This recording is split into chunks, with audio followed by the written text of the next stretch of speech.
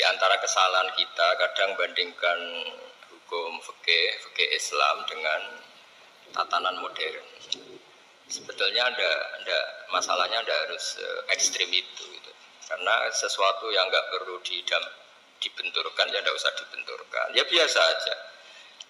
Hanya biasa aja begini. Sebetulnya ayat itu kan ada terusannya farajulu wa imra'atani mimman tarduna minasyuhada. Ukurannya apa? Misalnya antadilla ihdahuma fatudzakkira ihdahumal ukhra. Jadi Abu Hanifah itu sangat longgar dalam bab usul fikih. Jadi yang diceritakan Quran itu tentu kondisi ideal versi yang paling baik, versi yang paling dapat ridha Allah. Tapi selalu saja, saya ulang lagi, selalu saja ada ruang di mana orang-orang ahli fikih bikin kaidah ma la yudraku kullu la yudraku kullu. Jangan kalau tidak bisa ideal terus sama sekali. Jadi kalau tidak bisa a'lal kamalat, jangan sampai tidak di adnal kamalat. Misalnya begini, kalau nuruti ideal, saksi itu harus adil. Adil itu orangnya nggak pernah dosa besar, nggak sering dosa kecil. Mana ada orang sekarang seperti itu? Terus saksi itu orangnya harus begini-begini. Nak nuruti kriteria. Istri juga gitu, kalau nuruti kriteria itu harus gitu. Nggak ketemu. Li jamali harus cantik, wa mali harus punya uang, harus punya nasab, punya agama. Pasti yang seperti itu tidak mau sama kamu kan gitu. Jadi, nah lalu inti daripada kesaksian itu qat'un nisa. Ada kepastian kalau sengketa ini menang ini, karena ini ada saksinya, yang lain tidak ada saksinya. Atau yang satu saksinya kuat, yang satu tidak kuat. Itu saja sebetulnya kebutuhan dalam konflik itu qat'un nisa. Soal surahnya persis apa enggak, ya kita yakin yang digambarkan Quran itu kelas A, a'lal kamal. Yang kita lakukan itu adnal kamal. Karena mau tidak mau. Saya ulang lagi, mau tidak mau. Dulu itu malah kalau nuruti persis. Kalau sengketa itu disidangkan itu harus habis asar. Dulu orang masih normal. Kalau habis asar itu kan mau surup itu. Mau matahari tenggelam.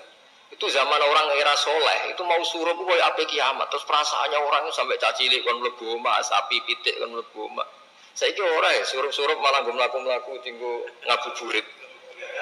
Nah, dulu enggak. Bayangkan dulu itu enggak ada listrik. Enggak ada listrik. Terus orang itu kayak histeris setiap mau ngadepi apa malam itu. Karena enggak ada. Sehingga supaya orang itu takut akhirat, takut kematian, kalau ada sidang penting disuruh habis asar. Ini kalau menurut cerita Quran. Makanya kan di Quran itu ketika ada dua orang itu bersaki fayub simani billah la syaitan dari fayub ba'da sholat itu disuruh apa? Habis sholat apa? Asar. Jadi dulu itu orang itu sampai seperti itu. Tapi sekarang eranya rubah, orang itu profesional, ada jam ngantor. Jam ngantor jam 9, jam 10 itu waktu orang paling lupa mati. Kan dulu isadatu bainikum dakhatur ahadakum munta'un taraka khairan alwasatu la dan akrumna terus itu jadi dicari waktu paling orang itu gampang ingat akhirat, kemudian dia ada bohong perkara surup-surup. Makanya kalau orang dulu sudah umur sak paripin waktune wis asar, maksudnya wis meh gitu. Dan dulu itu ngefek betul sampai Nabi ngendikan jangan sholat habis asar, karena habis asar itu setan sedang mengangkangi di sisi ini. Itu makanya dulu terus dipakai kesaksian supaya orang itu takut.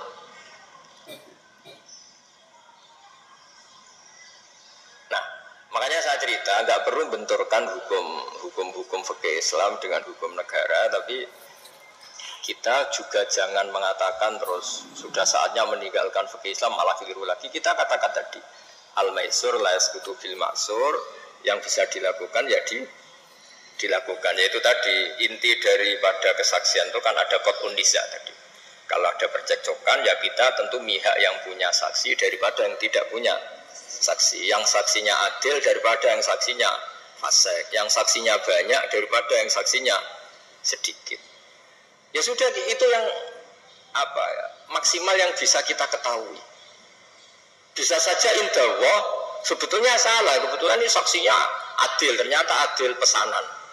Sudah didesain sedemikian, diset sedemikian rupa, dikondisikan terus.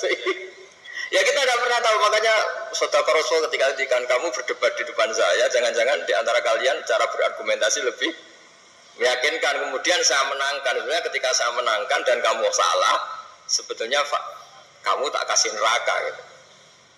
Dan Nabi ngendikanya dengan penuh, ya Nabi punya karisma, sehingga dulu itu wong ape bodoh niku sorak sido, saking wibawanya Nabi.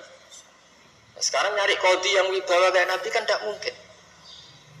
Malah kodi ini wedi pesakitan yang mergo orderan misalnya, kan ribet. Tapi jangan pula katakan gak usah ada kodi ada adil, malah karu-karuan dunia ini. Ya tadi kaidahnya Mbah Mun, semua ulama itu malah yudroku kulluh, la yudroku kulluh. Saya sering disuani santri atau masyarakat, Gus kula badhe pegatan, bojoku ucur wewet judes ngene-ngene.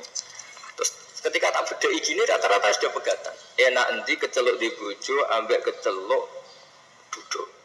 Isen ndi kira-kira. Isen duduk wis kita wong lanang ra di bojo ribet. Ya wis ora usah pegat. Paling gak ngamanno kowe status keceluk wong lanang di bojo gagah. Senajan nek ning omah diamu, ya ora usah mulai pada bonus turu mulai. Jadi tadi apa malayudroku kulluh la yudroku kulluh. Jadi kesaksian itu kan gunanya itu tadi, kalau ada sengketa hakim ini gampang mihak mana kan. Ya sudah, kalau notaris itu nganggap perempuan ini cukup dalam kesaksian, ya sudah itu katakan hukum notaris.